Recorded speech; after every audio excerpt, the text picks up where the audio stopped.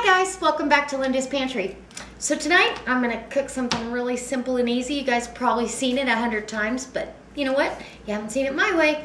So what I'm going to do is we're going to have tuna melts and tuna quesadillas. And so I've got 3 cans of albacore tuna. I have a white, sweet white onion. I have some fresh cilantro. I have a can of Rotel, so tomatoes and chilies. I have some cayenne pepper to spice it up a bit because we like it spicy. And I have some Greek yogurt to help make it a little creamy. We're also going to add some sharp cheddar cheese. And I'm using sharp because I want the most bang for the least amount of cheese. I also picked out cheese that had less fat. It's a 2% fat cheese, but it's delicious. I'm going to have mine on an English muffin that's a 100-calorie English muffin. And for my husband, I'm going to do these on low-carb tortillas and make it into a quesadilla. So I've got the low-carb tortillas. They're high in fiber. They're whole grain. They're delicious.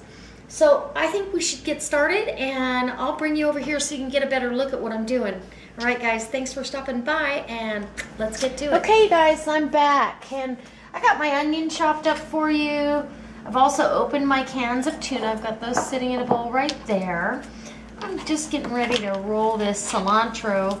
I just roll it into a tight little package and just start putting a chop on it. I don't like to chop it too far in advance. I mean, it's a pretty delicate herb. It will lose its little punch of crisp if you're not careful. And you don't want that. But we want this fragrant, delicious flavor from the cilantro. So being on a restrictive kind of a diet, and I'm not saying we're going to do this 7 days a week because I don't know how you can, but we are going to really try to manage everything pretty well. I've opened my can of Rotel, and I also drained off most of its liquid because that's one reason why I don't use the fresh tomatoes and peppers, because, well, I do use them, but I'm not using it in this dish because I don't want it to release too much moisture. This way, all the moisture is already been released, and we're just going to throw that right down. And my end product won't be soggy. Okay, I'm going to keep some crispness to the onions, which is wonderful. I'll go ahead and take this away, and you can see what I'm doing here. Okay, so the Rotel, I drained off as much of the liquid as I could get off, and I see there's still a little bit more, but go ahead and put your can of Rotel or whatever kind of tomato and pepper blend you have. That's what I had, and that's what I'm using. So now this makes a lot. I might even take it to work and share. So sometimes the cayenne, you just have to go, maybe I'll taste it and see what I got. But I'm going to start with a whole teaspoon of cayenne pepper down there. I've got to get some salt in here. And even though the tuna's kind of salty, I still want some of the Himalayan salt. Got some fresh cracked black pepper that I'm putting down. These are going to be delicious. Okay, little salt. Not much, about 4 cracks around. Just to add a little bit of added minerals, basically. That's really all that's for. Okay. And then I'm going to add my Greek yogurt. I kind of like to pour off any of the whey that's on there. And I decided, because I like to change my mind, I know you guys have probably noticed that, but I'll just change my mind in midstream. I decided that I should add a little bit of mayonnaise. Now, because we're using this fat-free Greek yogurt, we're cutting calories. So I'm only going to add about 3 tablespoons maybe. For this big bowl, I think we're going to be just fine. It's not a end of the world. We'll see where we're at with dressing now. as we mix this up. And I probably could use a bigger bowl. Believe it or not, this is a lot. So, it's so good to get the stuff in your diet when you can. We had fish the other night, a fish I had not tried before, so I'll be showing you a recipe for that. And we had salmon before that, and so just trying to get a little bit of added omega-3 and 6 into our diet. And see, that just added a perfect amount of moisture. I don't think it needs to be any wetter. I don't think it needs to be any drier. Oops. And I don't think I need to throw it all over, but that's all right. About ready for a taste. Okay. Yeah, that's perfect. Perfect for right now. So now it's time to taste your spice right now. And as soon as I've got the right amount of spice and I know I'm happy with that, then I'm going to go ahead and add my cheese. If you add your cheese into the mix, you're less likely to add too much. So, and then we'll start assembling, and I'll probably, oh my goodness, assemble, let's taste that. It really looks and smells wonderful. I'm so happy with how much it made. But I guess when you're on a high cholesterol diet, one of the things you should really load up on is garlic and onions. Nobody wants to be all garlic or onion breath, but these sweet white onions really aren't that pungent. They're hardly detectable, I should say. Okay, so I'm going to try this.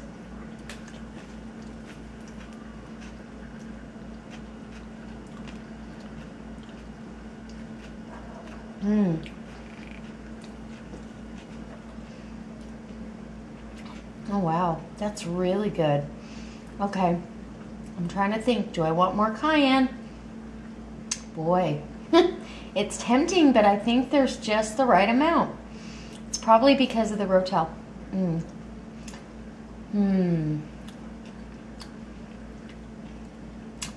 Oh, it's tempting.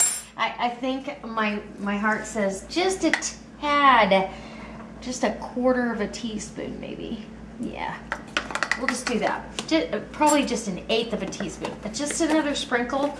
It probably isn't going to make that much difference, but ooh, I just really like that kick that it gives it. And so anyway, there you go. Now we can add our cheese. And so I'm going to grate some cheese down on top of this. I've got my 2% sharp cheddar, so I'm going to grate that down. I don't think you need to watch me do that. And then when I'm getting ready to assemble what I've got going on, I'll bring you back. All right, guys. All right, so I am ready. I have my cheese. Most of it is already blended in there. I'm kind of saving some time with the camera work so you guys don't get bored. I have a little extra cheese just for the top effect, so we know there's cheese somewhere. And it makes you feel like you're eating a lot of cheese, which, you know what, you're really not. For this big bowl, it was an 8-ounce brick of 2% cheese. Whoops. And let's clean that up. And so that really isn't a lot. And I had taken, oh gosh, I probably used an ounce of that, or at least an ounce, maybe even 2 earlier. So it wasn't quite 8 ounces. And you can see the cheese running throughout. So that's what we want. I'm going to start by, so simple. Everybody has done this. Quesadilla action, right? I'm sure you have. I'm going to make these so he thinks he's, so he, he feels like he's getting a really big, hearty meal. Because it is going to be late when he gets home. He's at a archery tournament or archery league, and so I'm gonna make sure that he eats well when he gets home, because he's going to be resisting hot dogs and hamburgers, because that's all they serve that night. So I'm just gonna fold this over, and that's gonna be it. Yum. Okay, so I'm gonna get this one down in, I've got a hot cast iron skillet. I'm gonna get that one down, and this is a substantial piece of quesadilla. I'll get this one down, I'm gonna make the next one, and that will be dinner. Okay, and my toast for my English muffin is done, so I can show you that too here in a second. Okay, so I'm gonna get this one all ready for this half that quesadilla. How easy is this? I mean, you can't explain to somebody how easy it is until they actually see it. This took no time, hardly anything ingredient-wise. It's just delicious and very healthy. So, and here's the other side. Now I'm going to hold off on this one. I'm going to leave it right there. Put it right here on this paper towel, and I'll throw that away, and then I'll move to my English muffin because I'm going to use the other side of my skillet for that application. So I've got, picture my skillet with a quesadilla on one side. I'm going to do an open-faced tuna melt on the other side. I toasted these lightly. They're not at all done, but I toasted them, and delicious. Just put a nice big helping of your tuna salad down on top. Oh, what a great way to have tuna. Okay, I don't want so much that it will not melt down. And then I'm going to add a little bit of cheese on top. And I'm going to put that in the other side of the skillet, and I'm going to bring you over there as soon as I can show you that. All right, how's that look?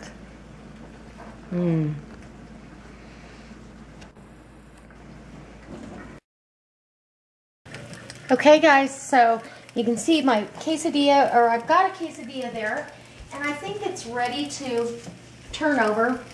I'm not sure, but we're gonna check. I hear it like sizzling and carrying on. Check the bottom of this.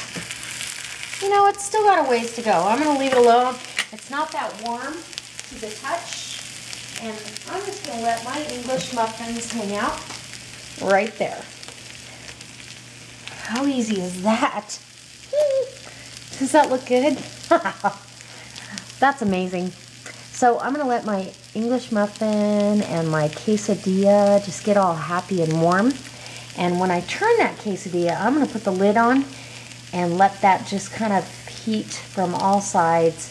I'll heat up the lid on another burner so it really gives that a chance to melt. Okay, I'll be back. All right, you guys, the end result. Oh my gosh. This was a little tricky. I will tell you that the low-carb tortillas or whole wheat tortillas, you're gonna have to spray a little Pam on one side, especially if you have such a soft filling for them. Otherwise, you might lose some of your filling, which happened on the first one. Learning curve got me, and I dialed it in by the second one. So this will be, I'm going to cover these up, and all he has to do is put it in the microwave and good to go when he gets home. But I'm going to taste mine, my English muffin one. Doesn't that look delicious? I can't tell you how good this looks. I'm excited. And the other thing, the English muffin, I probably could have waited. I probably got my, well, I don't know, my bottom a little browner than I normally would on this, but you know, sometimes you do it the perfect way and sometimes you don't. I mean, it's not all burnt, it's just crispy. Okay, so I'm going in for a bite here and let you know how it tastes. I can smell it and I know it tastes amazing. Okay.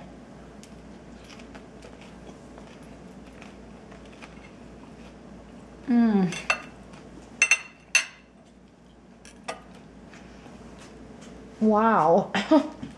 Mm. Mm. Well, that was just absolutely what I was hoping for. Mm. You know, I hope this inspires you to just pull some things out that look like they go together. I mean, I know that salsa and tuna and spicy and tuna goes together, and so it was pretty easy to pull these things out of the cabinet. You know, those of you that haven't done this a lot, just think about what's in the flavor palette that you have in your pantry and see what goes together, and do some experimenting now and then. I can tell you though, this is a winner. Oh my gosh, it's slightly spicy and creamy and melty, cheesy. It just is so good. It's pretty rich, so I probably won't get past more than half of that English muffin, or one half of it, which is good. You know, I would say that that's probably a good 250 calorie, maybe, or 200 calorie side there, and you know what, that's all good. That's all I need for dinner. And but I will say it's very comforting, very delicious. I hope that this inspires you to try something new. Try this if you'd like. Follow along the directions. I don't always put exact measurements in the description box. At some point I'm going to put together a cookbook, and we're going to be putting that together, and I don't want all my recipes roaming around. I'd like them all in one spot. And so anyway, I hope it inspires you. I hope it makes you come back. If you're new, I hope you hit the subscribe button. And if you like this, you guys, hit the thumbs up. Whenever I watch a video, I hit thumbs up because I know how hard they worked. And if you really like it, go ahead and post it on your Facebook page or your Google page or your Twitter page. And yeah, I'd love to be tweeted. Anyway, hope to see you next time. All right, guys, God bless.